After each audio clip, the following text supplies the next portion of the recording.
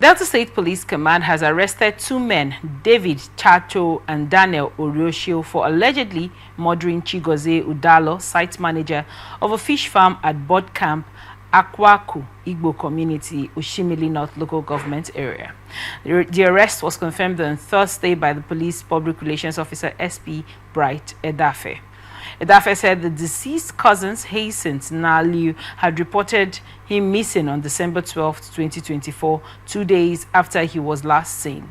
Following the report, the case was transferred to the State Criminal Investigation Department, which launched an intelligence-led investigation to uncover what happened to the missing site manager. The breakthrough came on March 31, 2025, when one of the suspects, David Tacho, was arrested while attempting to withdraw money from the deceased's money point account using his phone. His confession led to the arrest of Daniel Orshio, while two others, Pius Daniel and Victor Tacho, remain on the run.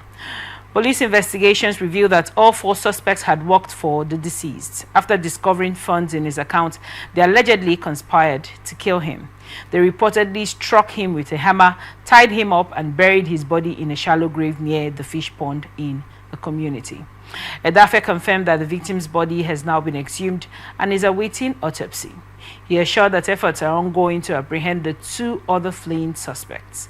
The case has since sparked concern within the community, with calls for justice and tighter security across project sites. This is a rather sad one coming from Delta State. What are your thoughts on this report? Well, it's just like I usually say on the show, that it's now scary how people commit the crime of murder nowadays. It's becoming a daily thing. You know, you find out someone has money, or you find out someone is doing well, and rather than choosing to strive to attain such levels, the next thing people think about is how to kill this person. I think there was a case around I think he was in like of a young man that similar issue. This one was even in a church where they killed him and took his money. I had a lecturer back in the school days that would tell me, he would say in the West, when that's in quotes, the white man's country, as he usually says, he would say people would rather want to, when someone sees someone doing better than them, right? They try to do better to attain that level, to become richer. They try to hustle and work hard. But in this part of the world, people see their counterparts doing fine, rather than trying to get to that level or working hard, they try to bring you down, or they try to, take you out of the picture. It's a very sad mentality, because nowadays it's becoming evident in our society, where you find out that people just take each other's lives because of money, because of Now, do you think that this action is currently due to the hardship and the inflation we are currently in Nigeria just now? I mean, there is hardship, there is inflation, but that is not an excuse for killing someone. Do you understand? All right. I mean, they are not that I'm advising people to do bad things, but that's such a long shot. I mean, there are 1,000 things that you can do to reduce the hardship for yourself. Even if you want to commit a crime, you steal the money, that's one thing. But then killing the person, taking someone's life, that's on a whole different level. I don't think that's enough reason, regardless of the hardship and whatnot. That's not enough reason. All right. Now, for our security agencies, this case was reported in December, but the eventual discovery of how this incident had happened was only made known after one of the suspects had tried to withdraw money from the money point account that belonged to the victim. What then do you think, what systems, using his phone rather, what systems do you think need to be put in place? I know that for certain cases we have actually reported where the police has been able to track these people that commit these crimes when they are, with the victim's devices. Why do you think that approach and that method wasn't used until, funds were already being tried to be withdrawn from the man's account? Well, I would like to believe that such approach was, was being tried, to catch the suspects. But sometimes when things like this happen, it's a tricky situation when you don't have any leads to work with. And when I say leads, you know, errors or interactions. And then again, our security system or our security arm is not really equipped to even follow up with these leads as it should be. Now, someone would say or would think that after such situation has happened, Right.